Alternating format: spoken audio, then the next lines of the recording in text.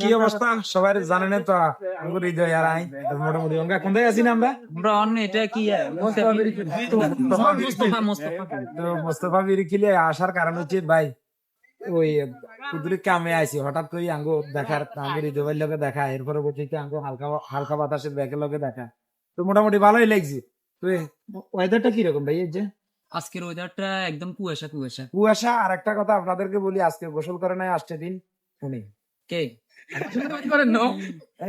মিশে থাকবে না আমি সকালবেলা করে আসছি, ঠিক আছে? হ্যাঁ সকালবেলা করে আসছি। ওই মিশে থাকবে তাই আমি মিশা কথা কেন বলবো? না আমি মিশে থাকবো না না, মিথ্যে কথা বলবো।